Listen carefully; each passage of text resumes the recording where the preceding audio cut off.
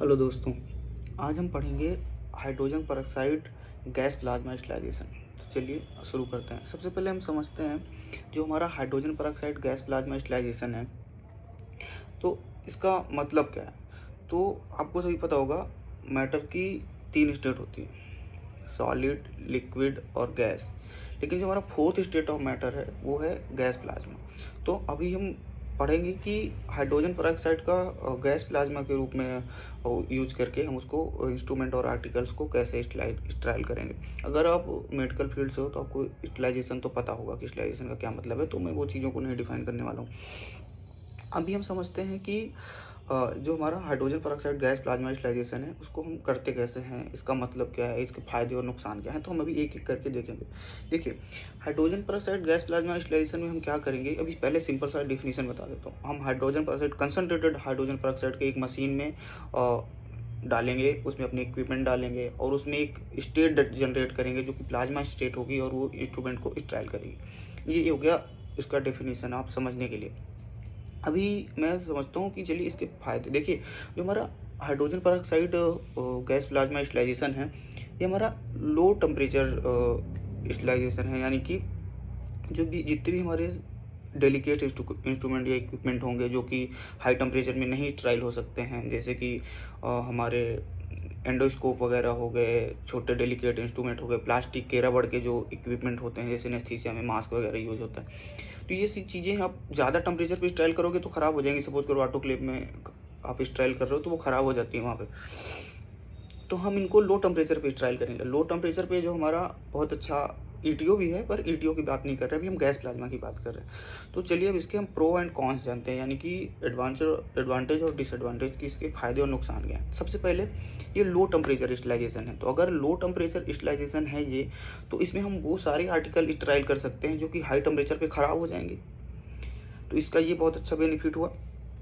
Plus ये non toxic है। अगर हम हाइड्रोजन पेरोक्साइड से किसी भी इक्विपमेंट को स्टराइल कर रहे हैं तो ये टॉक्सिक नहीं है, यानी कि जहरीला नहीं है, किसी कोई तरह का कैंसरोजेनिक वो नहीं जनरेट कर रहा है जिससे पेशेंट को या ऑक्यूपेशनल एक्सपोजर हो रहा है जिसकी वजह से। तो ऐसा कुछ नहीं है इसके साथ। प्लस यह सेफ है। जितने भी टेक्नीशियंस हैं जो भी सीएस में काम करते हैं और स्टराइल करते हैं, स्टलाइजेशन का काम करते हैं, तो उनको ये नुकसान नहीं करेगा। तो प्लस हमारे लिए यानी टेक्नीशियंस के लिए सेफ है।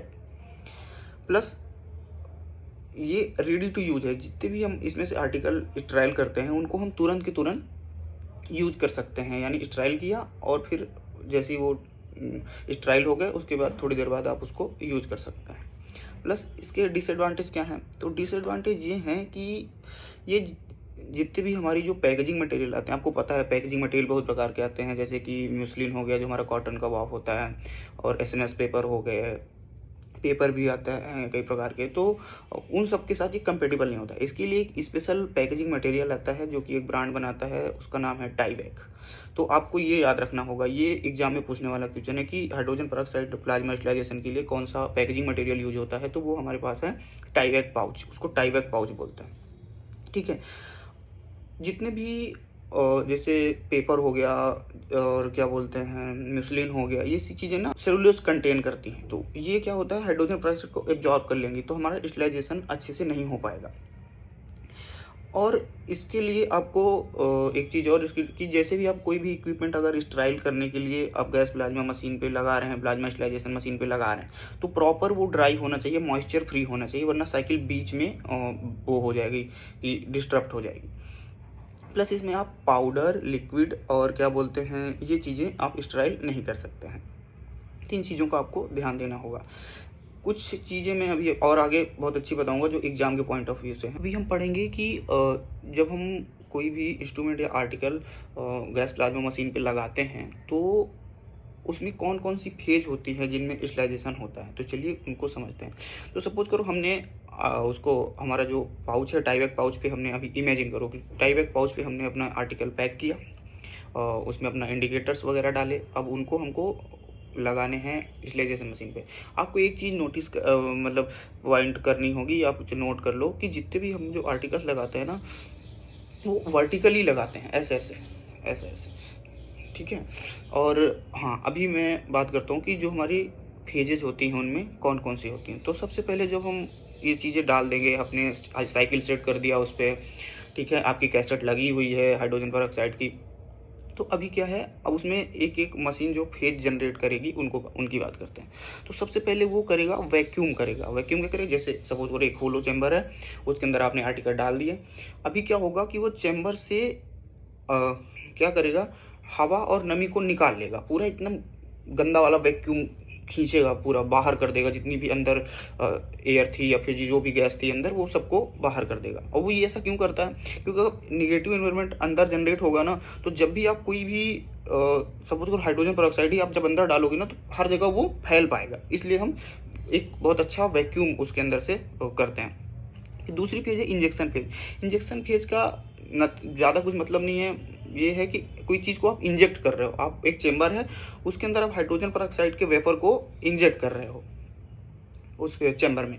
फिर है डिफ्यूजन फेज। अब डिफ्यूजन फेज में क्या है कि डिफ्यूजन फेज जो हमारी होती है, इसे हम H2O2 के वेपर को सभी जगह पे फैलाते हैं, डिफ्यूज करते हैं हर जगह, जितने भी आर्टिकल्स उस पर लगा रखे हैं हमने पैकेजिंग मटेरियल के ऊपर, वो अंदर तक इंस्ट्रूमेंट तक डिफ्यूज होंगे। एक उसमें टाइप पाउच में एक तरफ पेपर होता है, एक तरफ पॉलीथीन होता है, तो जिधर पेपर होता है उधर से वो अंदर डिफ्यूज होगा इंस्ट्रूमेंट।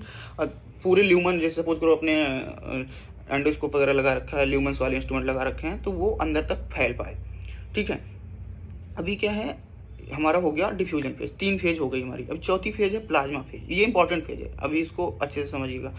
प्लाज्मा फेज में क्या होगा कि अभी पूरी हर जगह हाइड्रोजन पेरोक्साइड डिफ्यूज हो चुका है, कंसंट्रेटेड हाइड्रोजन पेरोक्साइड। तो इसमें क्या होगा, अब हम क्या करेंगे, एक रेडियो फ्रीक्वेंसी डालेंगे उसके अंदर। रेडियो फ्रीक्वेंसी जैसे ही हम डालेंगे तो वो हाइड्रोजन पेरोक्साइड को आयोनाइज करके प्लाज्मा स्टेट में बदल देगा। प्लाज्मा स्टेट में बदलने का मतलब है एकदम खतरनाक, जैसे वो शक्तिमान टाइप का नहीं, शक्तिमान नहीं, जो वैसे हॉलीवुड की मूवी नहीं आती एकदम से ऐसे शक्ति वाली, आप वैसे समझो, तो वैसे एकदम तगड़ा वाला प्लाज्मा स्टेट जनरेट कर देगा। तो उसमें क्या होगा, जितने भी हमारे और वो फ्री रेडिकल जनरेट करेगा। तो फ्री रेडिकल जब जनरेट करेगा तो क्या होगा कि माइक्रोब जितने भी हमारे होंगे वो ऑक्सीडाइज होके, ये भी एक पॉइंट आउट करना है, एक टाइवैक और ये कि ऑक्सीडाइज करके सेल वॉल को डैमेज करेगा और फिर हमारे जितने भी बैक्टीरिया वायरस स्पोर्स होंगे सबको वो खत्म कर देगा। फिर होगा लास्ट फेज हमारी वेंट फेज। तो वेंट फेज में क्या करेंगे हम, वेंट फेज में हम ना एक प्रॉपर, सॉरी मेरी लाइट बंद हो गई, सॉरी, वेंट फेज में क्या होगा कि हम क्या करेंगे कि फिल्टर्ड एयर का मतलब है हेपा फिल्टर्ड एयर, इसमें 99.97% फिल्टर्ड एयर होगी, वो उसमें बैक्टीरिया वगैरह नहीं होंगे, फ्री होगी वो, उसको हम डालेंगे। तो फिर क्या होगा, वो वेंट फेज होगी। वेंट फेज में फिर उसको एकदम नॉर्मल कर देंगे, जो एक्सेस हाइड्रोजन पेरोक्साइड या फिर जो भी है वेपर है, वो हमारा पानी और वेपर ही लास्ट में हमारा निकलता है उसमें। तो इसमें कोई रिस्क नहीं है कि ये इन्वायरमेंट को कोई नुकसान पहुंचाएगी, और रेडी टू यूज है, यानी आप ट्रायल किए और तुरंत यूज कर सकते हैं। अगर मैं शॉर्ट में इन सभी फेज को बताना चाहूँ पहली फेज करके, तो वैक्यूम फेज यानी कि हवा निकालो चैम्बर से। फिर है क्या बोलते हैं, इंजेक्शन फेज यानी हाइड्रोजन पेरोक्साइड डालो। फिर डिफ्यूजन फेज, उसको फैलाओ हर जगह पे, डिफ्यूज करो, ठीक है। फिर क्या है, रेडियो फ्रीक्वेंसी डालो एकदम तगड़ी वाली, जो प्लाज्मा स्टेट में बदल देगी हाइड्रोजन पेरोक्साइड को।